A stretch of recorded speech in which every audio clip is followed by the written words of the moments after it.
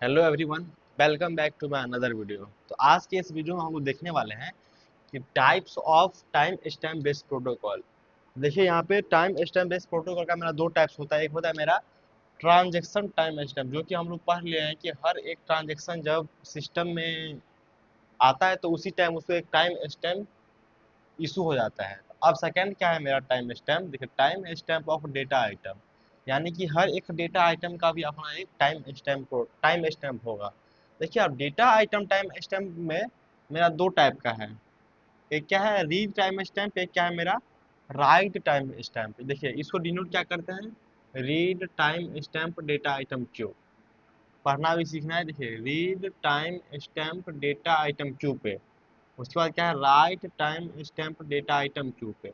यानी कि हम लोग जो पढ़ रहे हैं अभी time stamp of data item, उसमें मेरा दो टाइम स्टैम्प है। एक है रीड टाइम स्टैम्प, एक है क्या मेरा राइट टाइम स्टैम्प, जो कि हम इसको इस तरीका से डिनोट करते हैं। अब यहाँ पे देखिए कि एग्जांपल लिए हैं कि मेरा रीड टाइम स्टैम्प कैसे वर्क करता है, वो हम आपको डिटेल में बताते हैं। यहाँ पे देखिए ट्रांजेक्शन T1 T2 और T3, यानी कि थ्री ट्रांजेक्शन यहाँ पे गिवन है। यहाँ पे देखिए ट्रांजेक्शन T1 भी रीड कर रहा है डेटा आइटम ए को, ट्रांजेक्शन T2 भी रीड कर रहा है डेटा आइटम ए को, और ट्रांजेक्शन T3 भी डेटा आइटम ए को ही रीड कर रहा है। अब यहाँ पे देखिए हर ट्रांजेक्शन का अपना अपना टाइम स्टैम्प है। यहाँ पे देखिए टाइम स्टैम्प ऑफ T1 का क्या है 10, T2 का कितना है 20, और T3 का कितना है 30। अब यहाँ पे देखिए ये एक टाइप का टाइम स्टैम्प होगा ट्रांजेक्शन टाइम स्टैम्प, यानी कि हर एक ट्रांजेक्शन का अपना अपना टाइम स्टैम्प है। अब हमको फाइंड करना है कि डेटा आइटम का क्या टाइम स्टैम्प है। यानी कि डेटा आइटम ये देखिए डेटा आइटम ये टाइम ट्रांजेक्शन T1 भी रीड कर रहा है, T2 भी रीड कर रहा है, T3 भी रीड कर रहा है। तो फाइनली मेरा टाइम स्टैम्प कौन सा ट्रांजेक्शन का, मतलब रीड वाला जो है कौन सा ट्रांजेक्शन वाला यहाँ पे फाइनली आएगा। तो यहाँ पे देखिए इनिशियली में देखिए read timestamp of data item क्या होगा, जीरो होगा। यानी कि जब कोई ट्रांजेक्शन नहीं है इनिशियली में क्या होगा, किसी भी डेटा आइटम का टाइम स्टैम्प क्या होगा, जीरो होगा। अब यहाँ पे देखिए ट्रांजेक्शन T1 फर्स्ट बार क्या कर रहा है, डेटा आइटम ए को रीड कर रहा है, जिसका टाइम स्टैम्प कितना है 10 है। देखिए इनिशियली कितना था जीरो, और आने वाला जो टाइम स्टैम्प है ट्रांजेक्शन T1 में कितना टाइम स्टैम्प लेके आ रहा है 10 लेके आ रहा है। तो यहाँ पर हम करेंगे ये वाला फॉर्मूला अप्लाई करेंगे, मैक्सिमम ऑफ इनिशियली कितना था 10 जीरो, और आने वाला कितना है T1 यानी कि 10 आने वाला है।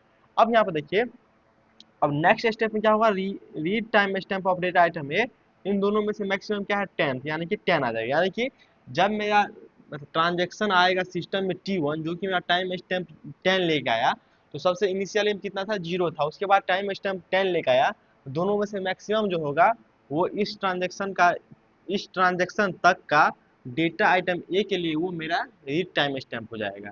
अब यहाँ पे देखिए डेटा आइटम जब ट्रांजेक्शन T2 जो मेरा रीड कर रहा है उसी डेटा आइटम को कर रहा है। देखिए T1 जिस डेटा आइटम को रीड कर रहा था उसका टाइम स्टैम्प कितना था 10 था।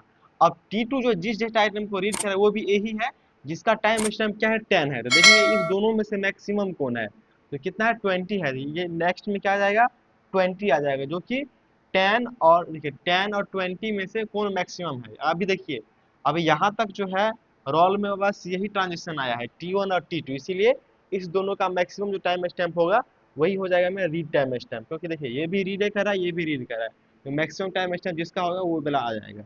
अब यहाँ पे देखिए अगर मान लीजिए इसका टाइम स्टैम्प मान लीजिए ज़्यादा होता इसका कम होता तो ये वाला आ जाता।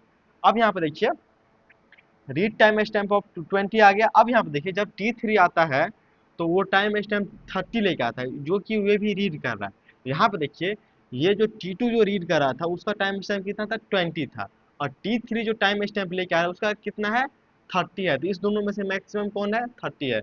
तो नेक्स्ट क्या आ जाएगा, read timestamp of data item A के लिए कितना आ जाएगा 30, जो कि मैक्सिमम ऑफ 20 और 30 इन दोनों का जो मैक्सिमम है। यानी कि आप लोग को ध्यान रखिए जब रीड हो रहा है तो इसका फाइनल रीड टाइम स्टैम्प क्या होगा, जो मेरा लास्ट में वो रीड करेगा और उसका जो मैक्सिमम होगा। अगर मान लीजिए अगर ये लास्ट में रीड करा लेकिन इसका जो टाइम स्टैम्प है सबसे शॉर्ट मतलब सबसे स्मॉल है और सबसे बड़ा इसका है, तो लास्ट में ये वाला रहेगा टाइम स्टैम्प। मतलब रीड टाइम स्टैम्प पे देखेंगे कि कौन सा ट्रांजेक्शन ज़्यादा टाइम स्टैम्प लेके आ रहा है, वो हो जाएगा मेरा रीड टाइम स्टैम्प, क्योंकि यहाँ पे रीड बस ओनली कर रहा है। अब यहाँ पे देखते हैं कि राइट टाइम स्टैम्प कैसे वर्क करता है।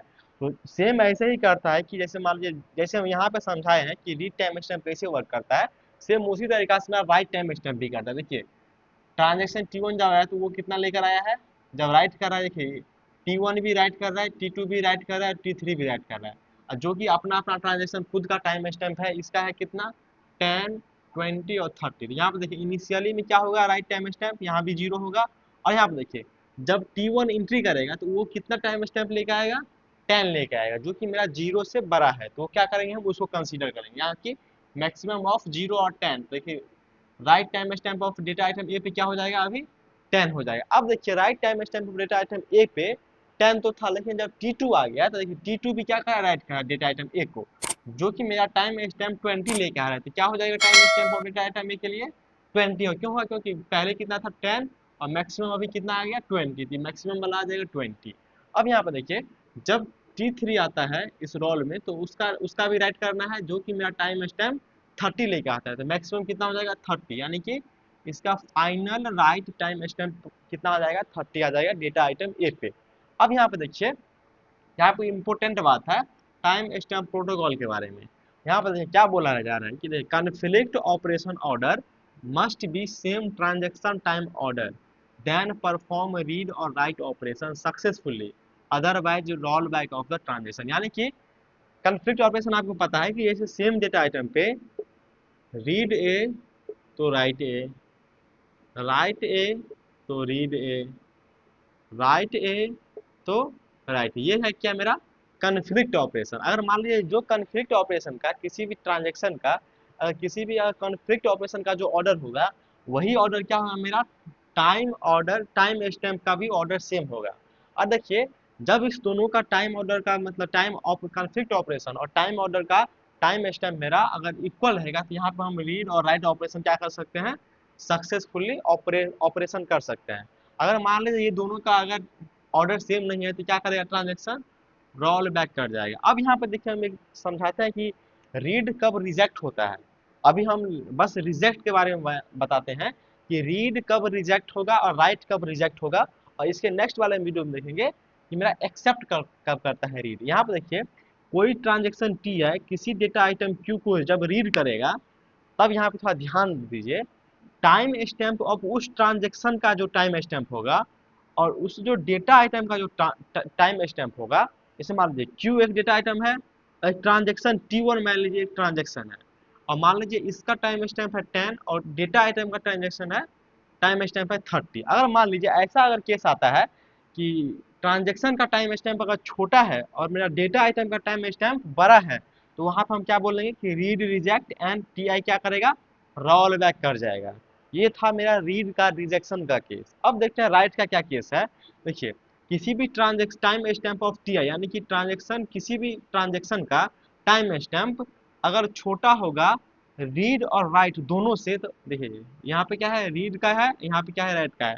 यहाँ पे हम दोनों बोल सकते हैं कि क्योंकि अगर मान लीजिए किसी डेटा आइटम पे हम रीड करते हैं या राइट करते हैं, यानी कि रीड या राइट, उसका टाइम स्टैम्प अगर बड़ा हो जाता है ट्रांजेक्शन के टाइम स्टैम्प से, तो वहाँ पे क्या हो जाएगा, राइट ऑपरेशन रिजेक्ट और वो ट्रांजेक्शन क्या कर जाएगा, रोल बैक कर जाएगा। तो इस वीडियो में हम लोग देखे हैं कि यहाँ पे पहले देखें कि 2 टाइप्स का ट्रांजेक्शन होता है, मतलब टाइम स्टैम्प होता है, एक होता है रीड और एक होता है राइट, और उसके लिए हम देखे हैं कि रीड कैसे काम करता है और राइट कैसे काम करता है, और कन्फ्लिक्ट ऑपरेशन और टाइम स्टैम्प का अगर ऑपरेशन अगर सेम ऑर्डर सेम रहेगा तभी हम लोग रीड ऑपरेशन को परफॉर्म कर सकते हैं सक्सेसफुली, अदरवाइज वो ट्रांजेक्शन रोल बैक कर जाएगा।